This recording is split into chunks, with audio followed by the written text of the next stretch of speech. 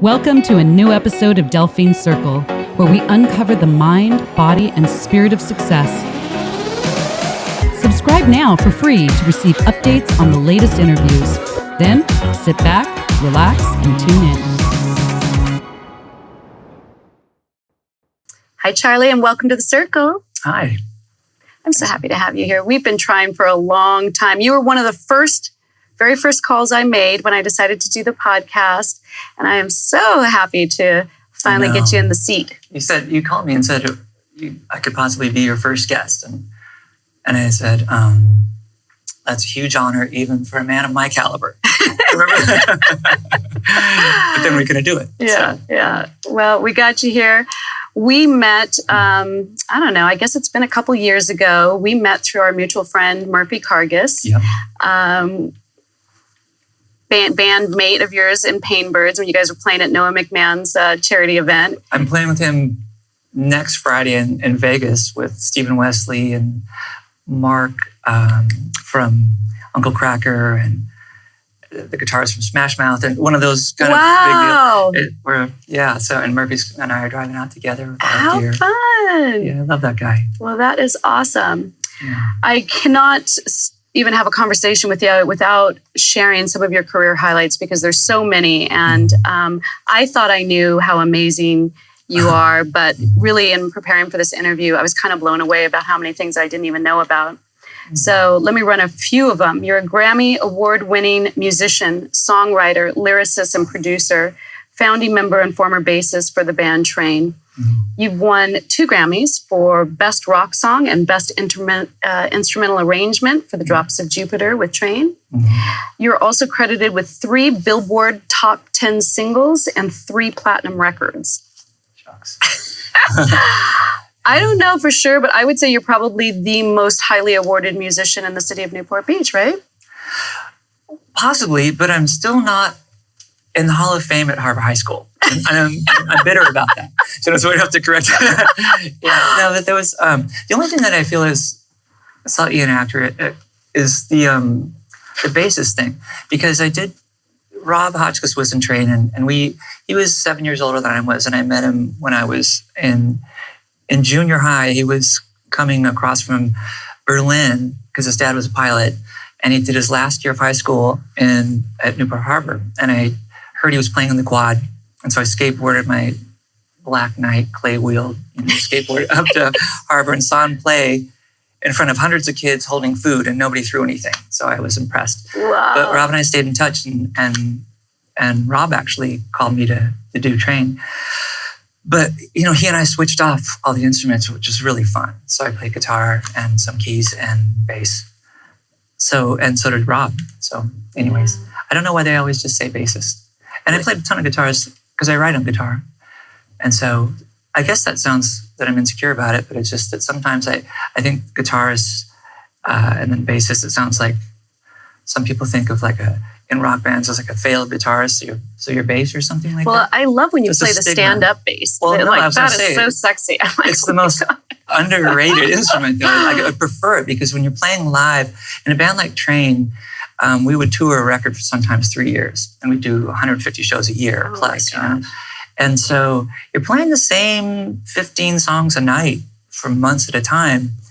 And so if you're playing lead guitar and things like that, or singing, you pretty much have to sing the same thing. But Scott Underwood, the drummer, who's more than a drummer, he's incredible.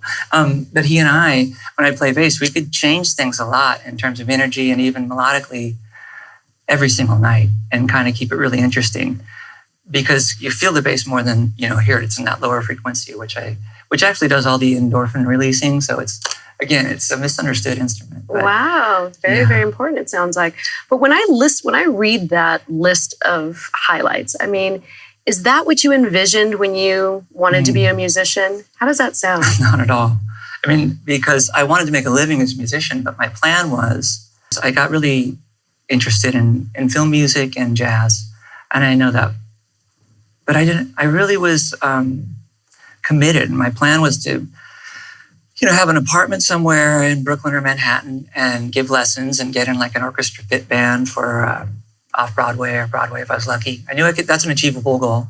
And then I could sit in with bands at Blue Note or Sweet Basil or whatnot, like Round Midnight, which I don't know if you know what that term means. That's why the jazz guys have records called Round Midnight, is because they're usually contracted to play 3 sets, and around midnight, if they want to keep playing, they can.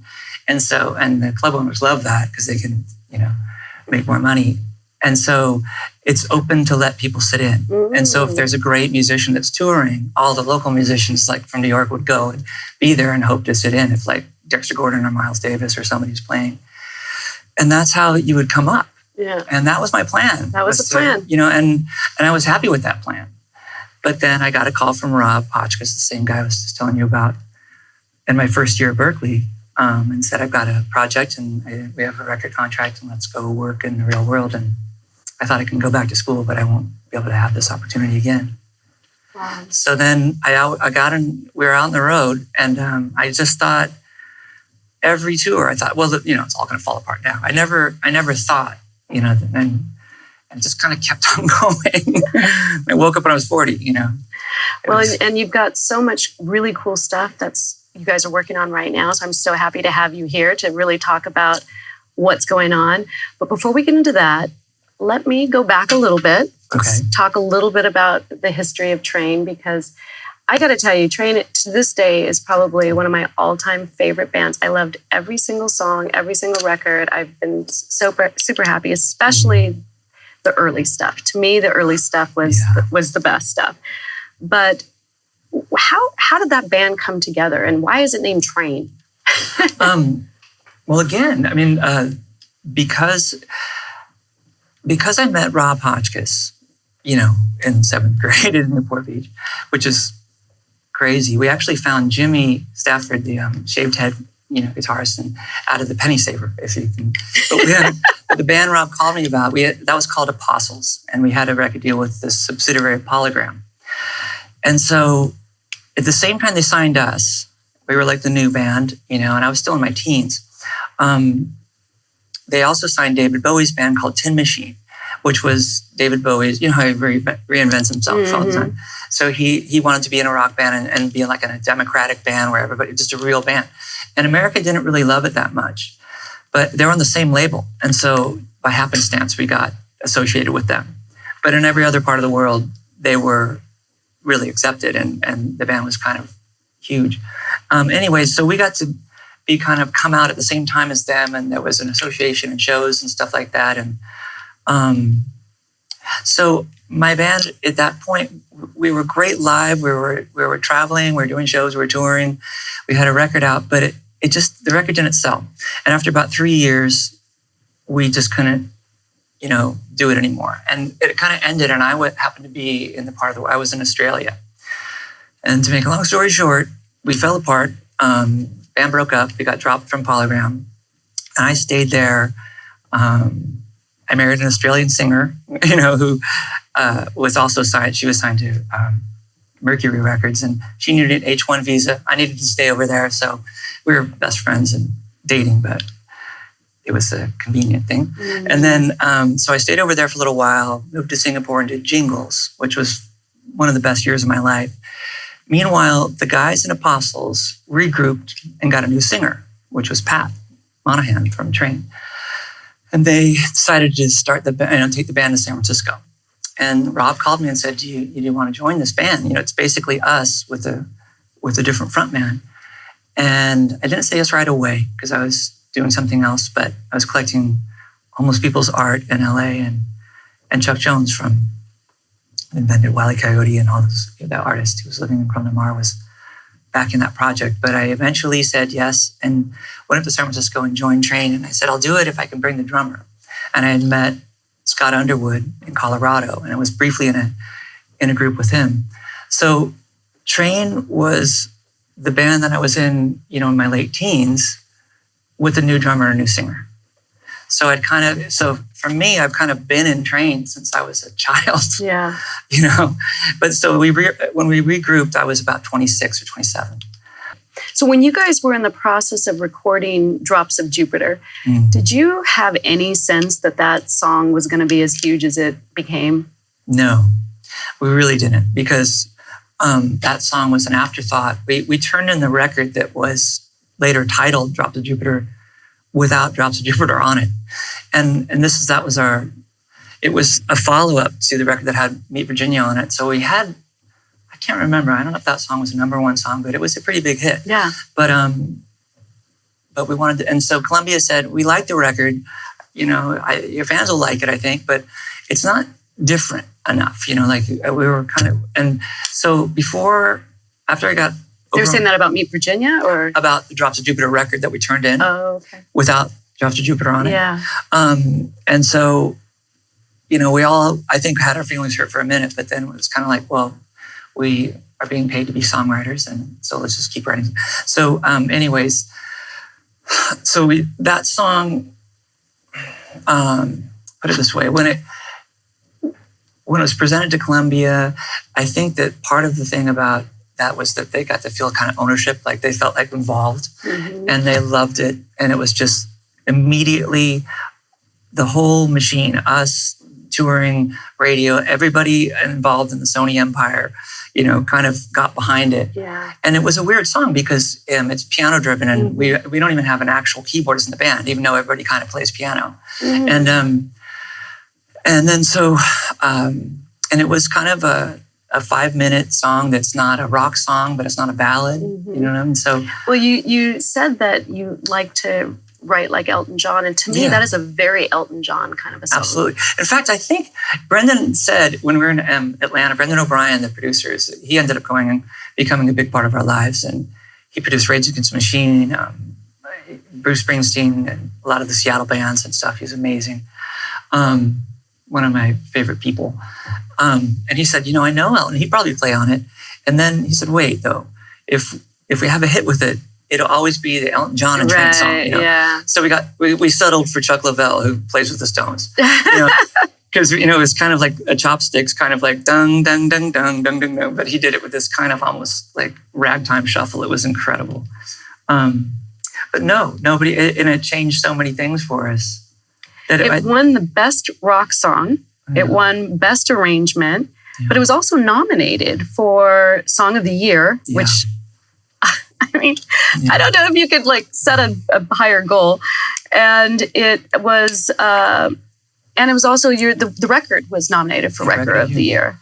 So where were you when you got the word of all of those nominations? So we each had a little villa as our apartment, and so Scott, came in to tell me, and I was still asleep, and I had this great fireplace in my room, and there was a little fire going, and my girlfriend and I were there, and Scott, kind of came in, and I remember thinking, he was on the phone with Pat, and Scott goes, hey, and I knew that we were going to be told if we were nominated somewhere around that time, and I just kind of knew what was going to happen, and I said, did we get nominated? And he goes, well, and I handed the phone to me, and Pat goes, yeah, we got nominated, 4 times, actually 5, because of the string arrangement.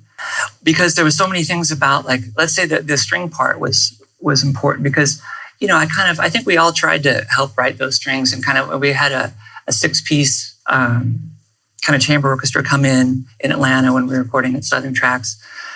And we, Brendan and we all had some experience writing strings. And, we tried to make a nice string arrangement, and it was good. It was pretty good. And we were listening to it, and there's nothing wrong with it. But then I went back home, and I was listening to Tiny Dancer and You Can't Always Get What You Want, and things like that. And Life on Mars by David Bowie. And I noticed the common thread was this guy, Paul Buckmaster. And Brendan had suggested Buckmaster, him. really? Yeah. Yeah, Buckmaster. Yeah, okay, I know the joke you're thinking. But so Brendan emailed him, and he lived in Scotland or something, and he said, "No, I don't want to do it. The record industry kind of wasn't that fun for me. I moved on from that." So, anyways, we kind of begged him. We offered him more money, and then we put pen to paper, and I had a Scottish crest ring and kind of stamped it in wax and sent it to him and said, "Don't deny us of your genius. Just send us a template." And he did. He sent something back. And what I remember is it was so much better than anything I could come up with.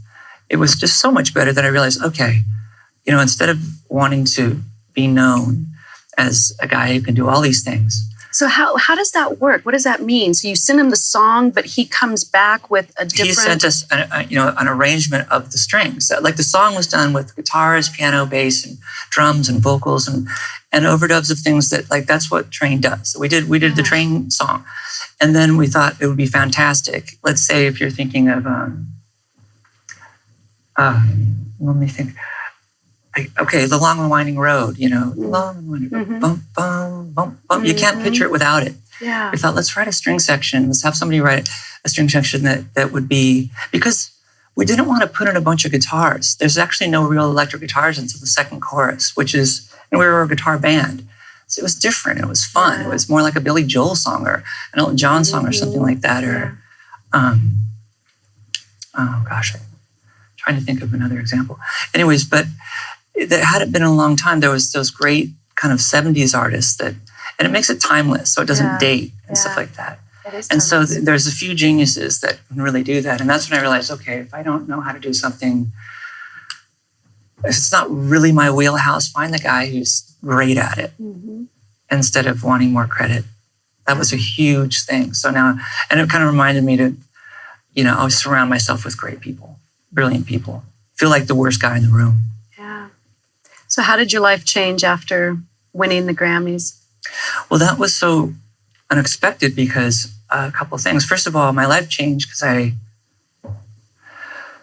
just walked the earth knowing everything's possible. Anything's totally possible, because that was impossible. You asked me if we thought that was going to happen. I've never in my wild. And we were, at the timing, the people in our categories, like for the one we won was, U2 with Beautiful Day and Coldplay and Dave Matthews for Space Between, Radiohead for Amnesia. These are bigger bands, more important bands. People don't really know the name of our songs, band, even then. But the thing was, they asked us to perform. And so Paul Buckmaster, who was also, nominated, he flew out and we had the LA Philharmonic and we went to USC and picked out, I did a brief stint at USC when I joined the Apostles. And we went to their music school and found this great female cellist. And Paul wrote a 30-second intro because we were playing first. And so we thought people would just be tuning in and miss us. So we wanted to stall it as long as we could. And so, spotlight goes on her. I can't imagine the pressure. And then he starts conducting the Philharmonic, and then boom, we start. And I was looking at Al Green and Billy Joel and Bono in the front row. And I remember thinking, this is just so surreal. But I thought that was like the consolation prize, because there's no way we're going to win over these other artists. But the thing is, they say the award for this one because it went to like all the people that were listed as writers, and they do it alphabetically. So we played the song in the Philharmonic, and Paul's doing it, and we played, and it just went well. And I just thought, this is the greatest moment of my life. And we go backstage, and I'm like, whew, even though I'd played the song 1 billion times on the road, I just thought, I hope I don't mess this up, because I'd never gone through something like that. And basically everybody I admire was in that audience. And they said, and the award goes to Charlie Colin, because my name's first in alphabetical order. And I just thought that I never expected that. I thought, if anything, I would hear the word Train. And so I really was dizzy. I thought, I must be having an out-of-body experience. And but then they named other guys, and then we're like, let's go. And then, Don Henley is our presenter, and I was like, Don Henley, and he hands us the award, and and then Bono does this little thing. He was in the second row, like it's okay, you deserve it. And they ended up winning a bunch of other ones. But, we're not worried about him. Yeah, but I couldn't believe it. Another great thing is Paul Buckmaster had never won a Grammy for like, well, you can't always get what you want with the Vienna Boys Choir. Wow. And so he won his first Grammy for our song. So we might have done something that was healing for him. He cried. He was the most brilliant guy. Unfortunately, sadly, he passed away just recently, but he was my hero. It also, I didn't really expect it. Like anything we did that wasn't nominated for a Grammy was considered some kind of failure in some people, And so I took that all so seriously back then. And now it doesn't mean that, but it felt like that at the time. Like how we're going to keep that up. But then I'm really proud of Calling Angels, because we did get nominated for 2 for that. And that was the follow-up. So we went twice, and we were nominated. So we're voting members. Mm-hmm. That's something I'm really proud of. Incredible, absolutely incredible. And I love that song, Calling All Angels, one of my all-time favorites. Me too. When you decided to make a transition and do something different, how was that? How do you go from something that you've had such success with and then try to figure out, okay, what's the next chapter look like? Well, I feel like it's okay to be really honest right now. I gave it a little thought. I don't know how many people are going to see this, but I'm more or less proud of it. But it was really rough because what happened in 2004 was I was engaged to a girl named Jessica Kaplan. And so to make it really brief, there was a lot of things that led to me leaving, but it really escalated into it. And we'd been we never took a break. We drove our tour bus into the parking lot of the recording studio for our second, third record. And then in Philadelphia, we made that 1.5 record, we called it, and did it in between shows. And we just never stopped. And again, it's kind of one of those things where you feel like this is too good to be true. And it's going to, and most bands have a lifespan of a few years. Mm-hmm. We'd already toured with bands that we were opening for, and they were the headliner that were successful and gone and done with. And, we're still going. So we just had that thing where maybe we weren't the most talented band in the world, but we certainly worked harder. Mm-hmm. And I think that's and then that's for sure how we got, successful. But so Jessica, we went to Spain to do kind of a residency to play some of our new music, which is, you can try out newer music in Europe. They're kind of more interested in hearing that than American audiences sometimes at least. And so we're there for a while, and I had a bad couple of weeks with her before I left, and she was brilliant. She was a scriptwriter. She wrote the film Havoc with Anne Hathaway and all these other people. Wow. She was more successful than I was, actually, made more money. She was great. And her father was a very, very well-known agent. And so anyways, but what happened was while I was there, we were kind of not in the greatest terms. And I wasn't really behaving in a way I was super proud of. I was kind of being stubborn. And the person who introduced us was Jeff Siegel, her uncle. And he also built my loft that I was in a lease option buying in Venice Beach. And the reason that's important is I got my pilot's license in college, and and Jeff had a plane, and he had his pilot's license. Well, when I was in Spain, they took a flight to go to one of his properties. He was a developer and had properties everywhere. Successful guy. And she was sad because I was kind of not responding to her calls. And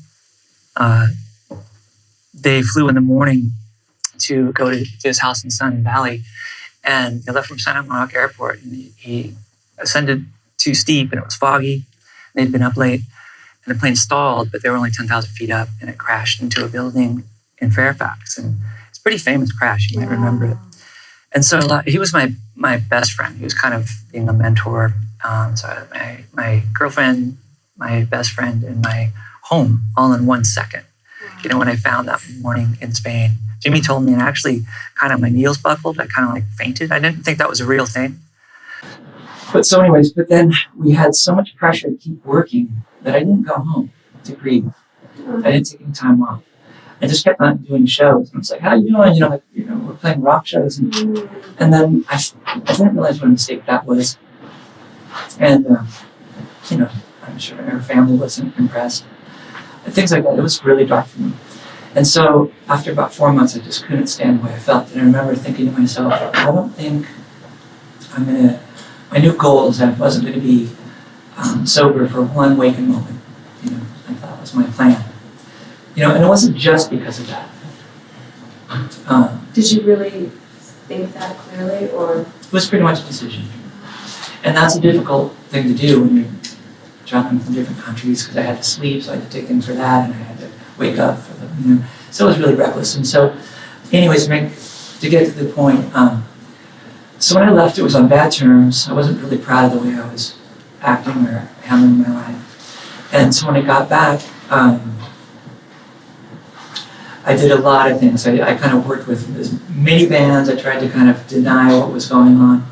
And see, Train was kind of like my family. And that's why I think when So you lost a lot of people at that. Oh, yeah. But it was kind of slow. So it was almost, it was really strange. In fact, the beginning of that year was my favorite year with Train we ever had. It's strange. Rob had left the band already. And so, so we were kind of, we hired some guys to go on the road with us, but there was only 4 of us, and that was really powerful for a little while. But then it just took a really wrong turn. I mean, we all handled success differently, and we've been successful for a while at that point. But like I told you, it was my identity, Charlie from Train. I thought it was my last name, you know. Well, and I think we should mention that you are sober. Oh, yeah. And sobriety is something that you've been very public about with your social media and stuff. And Yeah. kudos to you. Well, thank And you. I appreciate that you share your story because we all can benefit from that for sure. The last 12 steps is like carry the message forward. And so I do love to teach, and that's a part of my life now that works, but I just thought in that everything that's been difficult for me, all of my worst moments are nuggets of pure gold as a teacher. So it's almost like my obligation to say, I don't know how to make you successful, but I can promise you how to be unsuccessful. Do this, and I promise you that you're going to face plant. You know, but avoid this, and you have a chance. You know. So, but I did when I said what was the acclamation like. Within about a year, I went and the drug part of my life, I didn't realize. I went and I took care of that, and I'd never done a drug since. That was way back in 2005. But then later, I didn't really understand or believe. I didn't really have a problem with alcohol, I didn't think, because I didn't have any consequences from it until much later. And it's legal, and it's romantic, you know. I thought it was acceptable. Yeah, I mean, and also, I've got a critical mind. You know, my inner dialogue is a lot nicer. For a little red wine and a candle, I can sit at a piano and come up with ideas, and harbor them. Being that's not so bad. Like the critics shut up a little bit, and so it worked for me for a long time. And frankly, I think red wine and other things, they probably saved my life for a long time. But then it stopped working, and when it stops working, then it gets to not only not working, and then it becomes the opposite. And it's really hard to identify that. Until it comes quick. Yeah. Yeah, it comes quick. Yeah. And then it messes with every system you have, pride and intelligence and spiritually, and it wasn't that way before, so it's a difficult one and it's tricky. But now I'm at the point where I'm really grateful for it. I'll go into that later. Yay, I love gratitude, it's my favorite thing. You've since been doing so much work with collaborative work with bands like Pain Birds and Side Wheel. And I actually saw a video that was all over social media of you performing the national anthem at a NASCAR event. The harmonies were so incredible and so beautiful. And it made me think, to play in front of the types of audiences that you've played in front of. I mean, that NASCAR audience, I have no idea how many people that was, but televised and live, you've played at Dodger Stadium, you've played some of the biggest arenas, and as a performer, it's one thing everybody's afraid of crowds of people, right? It's one of the biggest, highest fears. Right. How do you keep that? What's that been like for you to perform in front of those types of audiences? One thing that I started doing, it was just an idea. Because if I have a guitar in my hand in front of people, that'd be one thing. If I had a guitar in my hand at home, I'd feel more like me than ever. So I would play before I fell asleep, so it's the last thing I saw before I dozed off, and the first thing I saw when I woke up. And that really helped. So I started getting basically insecure without a guitar. It's like, just give me a guitar, and I started thinking of it as like my superpower or something. And so I started to take it everywhere with me, just kind of refer to it, every chance I got. It was always in multiple bands. And so then I started to love it. And then I noticed that a lot of other musicians are also insecure in a lot of ways, and they're pretty nice, Underneath it, they're nice.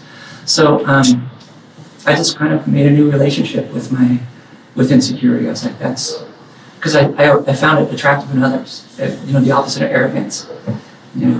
So when you would play in front of those large audiences, like your guitar was almost like your protective shield or your... Yeah, and then what's singing? So you asked about, like, let's say doing, singing a cappella, the national anthem. Well, it's funny, Don Henley, we tried to do some private events, and backstage once he goes, I think I asked him, how do you stay interested in this career for so long? Because sometimes we'd have, like I said, we'd be touring the same songs, same record, and we'd be dying to make a new record, but Columbia kind of wouldn't let us, as long as we were filling up, large venues.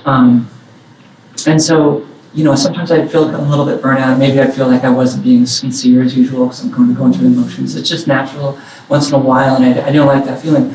But he said, sing more. He goes, if you sing with your friends, if you sing with 2 or 3 guys, 3 or more people, there's something really magical that happens, and I never get sick of it. And so I've always had a good voice because it's a high voice, but I'm not a front man. I don't have that personality. I don't want that job. I've never wanted that. Like, I used to just kind of like love that I could be depressed and stare at my shoes, and that's totally acceptable because I could be introspective, and some people in the audience relate to that. But Pat has to be like, how are you all doing tonight? Every night. And I thought, that must be hard because I know he's an emotional guy. Anyways, so I started singing harmonies all the time, and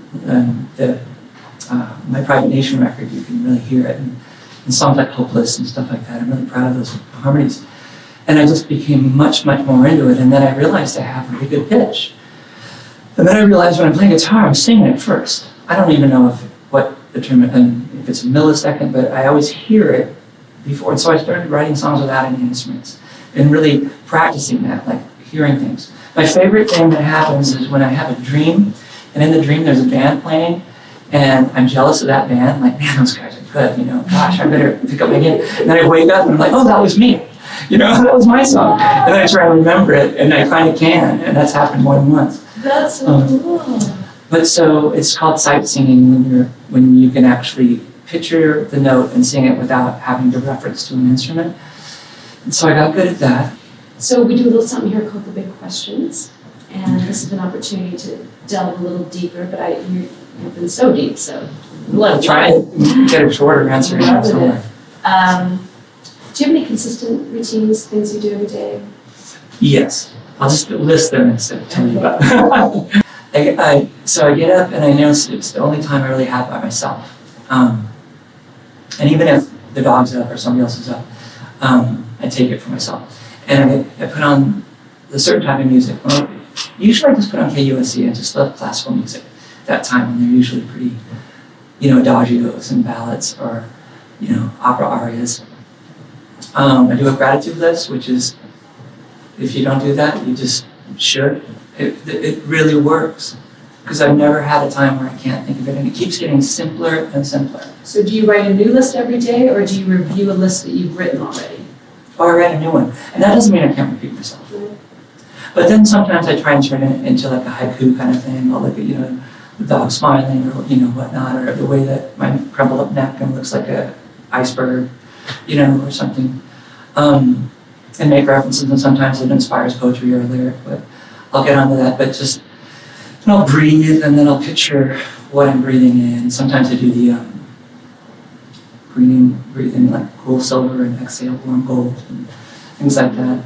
And then I picture that we're, and then the thing that has been hard, but now I do it consistently, is cold water swimming, ocean swimming. And the thing, there's so many things about this. I have to do that in the winter and the fall. I have to breathe. So I'll get up, and then I am in recovery, and so I found an AA meeting that is when I'm home. It's right here on the beach in Laguna, and it starts at 7. So I get up and get there before, and it's a huge amount of breathing. And when I get into the water, I keep thinking there's so many things about the water that is so great, but first of all, being cold, it's the answer to inflammation, and I just know how good it is for me. And it's a practice of doing something that's hard at first and postponing reward, if you will. There's a better word for that. Delayed gratification. That's it. That's the phrase I was looking for. And then so that metaphor, if I do it first thing in the morning, that's pretty hard. Then other things in the day are much easier. You know, going to the gym doesn't seem like no problem. You know, so, and so and I do that. I practice it. I think, okay, just take care of the hard thing first, and then I feel that sense of, okay, I might not feel accomplishment, but I chipped away at it, and I'm proud of myself, so I can live with that. And then I'm in a better mood, and it really affects me. So a little music. I really love green tea, matcha tea, the feminine and that kind of thing. A little yerba mate that's myotin, not caffeine, so it's not like a stimulant. You can actually metabolize it. Mm-hmm. So anyways, I have some healthful rituals. Yeah. I don't know if you've met Heidi Zuckerman yet. She's the new head of the Orange County Museum of Art. She was a guest on my podcast, and you guys have a very similar morning ritual. She does the same 5 things every morning, and I think you've got 3 or 4 of her 5, including the matcha tea. Oh, yeah. Isn't that interesting? Well, I mean, there's this great Is she from Laguna? I'll have to connect. That'd be great. I'm friends with Jenny and Anton Segerstrom. Yeah. And in fact, oh my gosh, that brings me back. My first job was I played guitar at the sculpture garden at the Newport Harbor Art Museum that I ended up taking over when I was 13 in the summers. And on my little music stand, I'd ride my bike with my guitar. My mom got me that job. She was a docent there. And on my stand, I just put up Rothko paintings. I had this Rothko book, and so I'd stare at orange and just play orange and play blue. And so it was just such a great memory. But no, I would love to meet her. Yes, I'll make sure that we introduce you. What's a piece of advice that you've been given that served you well? Maybe it'll serve me well. Okay, just have 3 at the same time. Pick your best one. Okay. Okay, it's if I have to pick one. Okay, Cy Pomley, he said, lead basically I'm paraphrasing, he was much more eloquent. Lead a basic life, a boring life, be a good friend, be a good father if you can. Treat the ones you love really nicely, and just be good with that. And put all your insanity and all your acting out into your art. And I was like, whoa, that's the Pepsi challenge. Yeah. I use that with recovery and everything. It's like the wild Charlie that needed to go do things that were, on the edge and things like that. I stow those. Tell me something that you used to believe but you don't anymore. That I didn't want a family or to be a father. I thought I wasn't cut out for it, and it wasn't really something I wanted. I thought that the right thing to do was for me just to be an artist and not impose my ways. And I couldn't have been more wrong. What changed your thinking on that? Having Ruby, she knows this. It wasn't something we planned out, and it changed me completely. So I'll leave it at that. Yeah, that's a good one. I love that one. What's a goal that you've yet to reach? Marriage. I haven't had. That's another thing that I didn't think I necessarily wanted. Are you saying marriage in the traditional sense of marriage? I think so. Like, let's say everything from monogamy to that friendship to that coexistence. I've never had anything great happen to me. I'm truly alone. I've done things that are recognized with the talent I have and the work the time I spent doing like a skill or a craft or an art. We've got to talk about American Salvage. Oh yeah. Because this is your new baby, your new band. Well, it's not new because Scott Underwood. Well, it's one of my new babies. Yeah. I'm a busy guy at the moment, but yes, no, it is definitely. And as far as, okay, go ahead. Sorry. Tell us about it. Well, it really is kind of neat because after everything, I don't mean to make this discussion too much about recovery, but 2 of my dearest, oldest friends and the most talented men I've ever known, and they're like that. And that's what I mean by, let's say, a true brother, where I don't have to, they know me, good and bad, and they know what I'm capable of in terms of the talent I have, but they also know that, the opposite is possible too. And I'm still worth the risk, so that's pretty nice. But both of them are involved in recovery too, and they both didn't live in the same town, but they were here, and we went to the beach, we swam, we talked, and we did a musical project. We went to this meeting, and then we went and had a coffee afterwards, and somebody said, wouldn't it be cool if we could do this every day? Wouldn't you be the best band? And it just started from there. Because Scott and I, we were in a band before Train. Fossils. No, he wasn't in that one. Sorry, I know that makes sense. It was a different band in Colorado. We did this thing called the World Unity Fest. It was this hippie, fun, progressive art band. And I only stayed for a few months because they weren't going to go move to LA and do the thing. It was when I met Scott, and I don't claim to have ever seen this twice, but there was just something about him.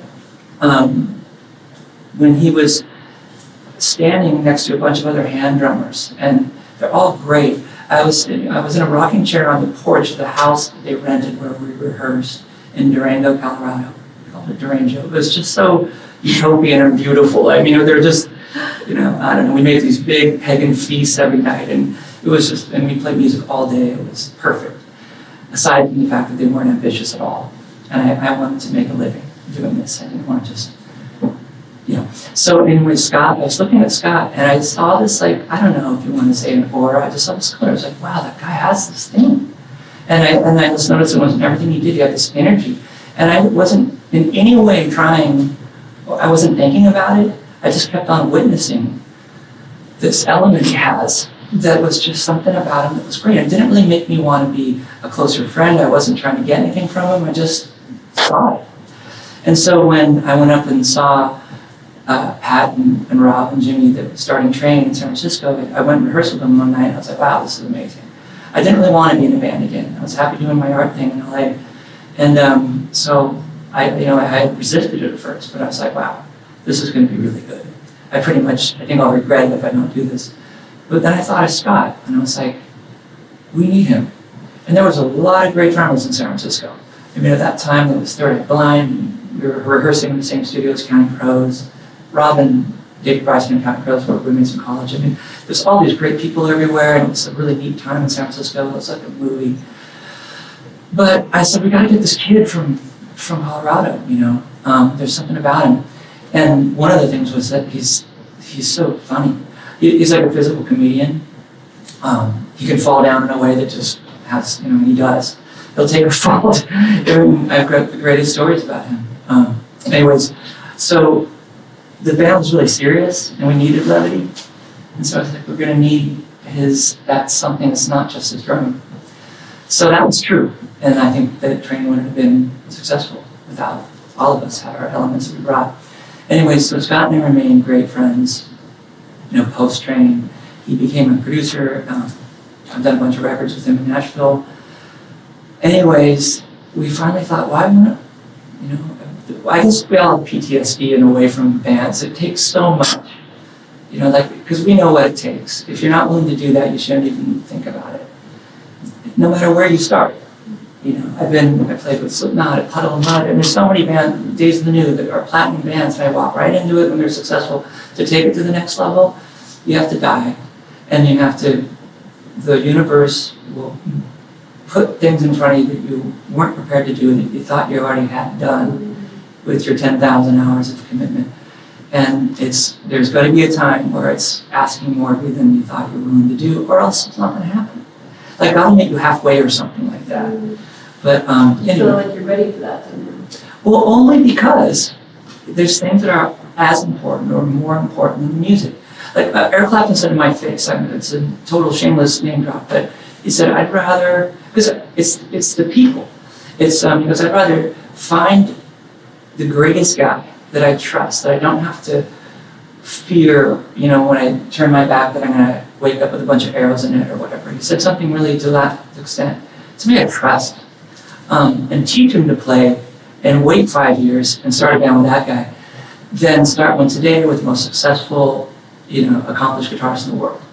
It's not worth it, because the band is all about relationships. No, we're running short on time, but before I let you go, I have to ask you one more thing. Okay.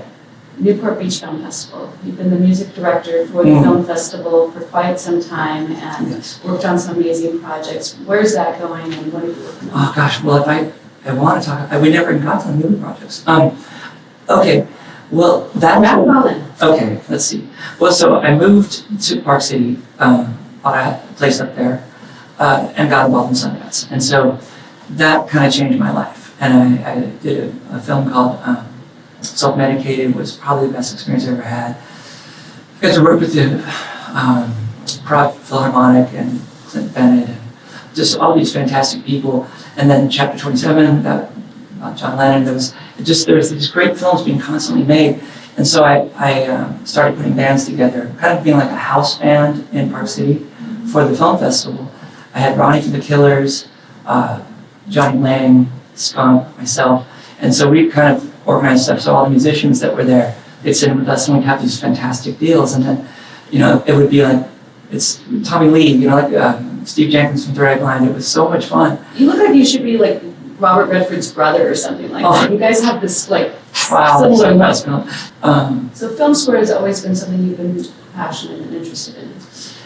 So much so, and there's so many different ways to look at it. Like I write songs for films, and I love that, so they can be used for the trailer or the credits coming up, or in the film. And I started doing that consistently enough that, at the film festivals, I meet the directors and writers, and then because of my training years and the Grammy status stuff, and I've written with so many different people, I can usually talk to them and get an audience with these directors and whatnot. So when I moved back to Newport, I was living on the island. It wasn't like when I grew up. It was less art that I noticed. I mean, of course, the museum and Anton and your friend, but there used to be a lot of music, a lot of stuff going on that I noticed. So I thought, man, I want to bring more culture to Newport, selfishly, so it's more fun for me.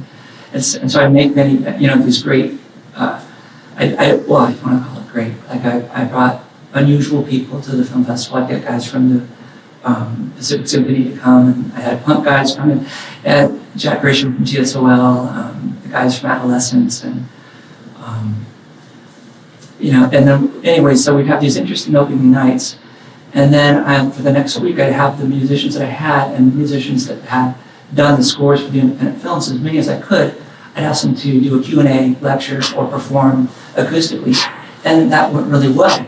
And so during that time, I would be present, and I'd see 3 films a day. I'd go to the Q&As and I'd meet the directors, and then usually I'd end up with more work.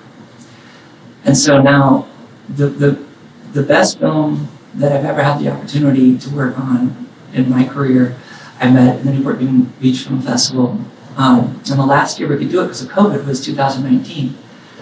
An Australian director, and I lived in Australia. He's a surfer. I'm a surfer. He lost his wife. I lost, Jessica. We had so much in common, just hit it off.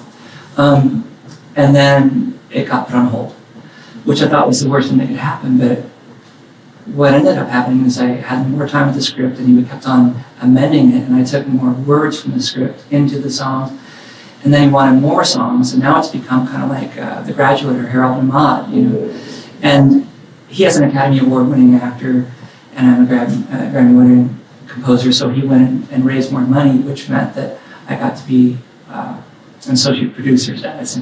So now I kind of became a bigger part of it, which led to other projects in the same way. So has that movie been released yet? No, it's coming out. His first film that was in the film festival is called A Boy Called Sailboat, and that's out. And that won so many awards, 60 plus film awards. It won the Grand Jury Prize here in Newport. And so Cameron and I became such great friends. And so I got to sign a contract with him where even if they changed the production status at all, I can't be, I'm locked in to do the score. What's the new film called? It's called The Forever Game. And if I told you the theme, we'd both be crying. It's so gorgeous.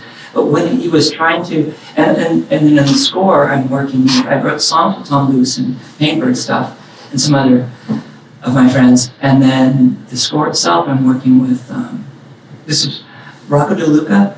And he was pretty famous. Kiefer Sutherland signed him to Iron Horse's company, and it kind of took him everywhere. And he had his moment of being kind of like the flavor of the month on MTV and being popular. But this guy's turned into the most sacred musician I've ever seen. I went to see him play the small show just And it was one of those shows that made me want to take all my instruments and throw them into a bonfire and have a sacrificial, thing. Because he was just so committed. Like, he was playing so sparsely, but Say his name again. Rocco De Luca. And he's introducing me, my friend Pavel, who's a luthier, introduced me to him. And most humble, sweet person you've ever met. He introduced me to Gaida, the cellist of Sigur Rós. I don't know if you know her. She's Icelandic band. It's Ecclesia. They're euphoric. They're so wonderful. So this music is, and I'm so nervous that I'm not good enough to be in that circle. And that's the way I want to be. That's when I was on my way to Berkeley. I didn't know if I could get in. I was in this band with the older guys that were much better. Working with Brendan and Paul Buckmaster. Like, that's my sweet spot. Mm-hmm. And clearly I must have something else they wouldn't want to work with me. But they do. So, but that kind of pressure, that's not being nervous. It gets me up out of bed in the morning. Yeah. And then there's a film called Here's Yanni, which is starring my friend Joe Cortese. He played the gangster in The Green Book with Vito Morgenstein just 3 years ago, and won an Academy Award for that. And this is another film that's incredible. The people involved, I can't believe who I'm working with. The music supervisor, Sean Fernald, and I have become fast friends, and we're doing something that I think is, in a way, maybe historic. It doesn't seem like it's been done. It's new ground. So that part of my career is incredible. I feel honored all the time and excited. So there's that. So the film festivals give me a chance to get people that I wouldn't normally work with together. At the same time, expose me to all these brilliant people where it's like a big beehive of minds. Thank God, man, you have so much going on. Well, the Sundance Film Festival, which I'm still a part of, and also Newport Beach is reciprocal thing.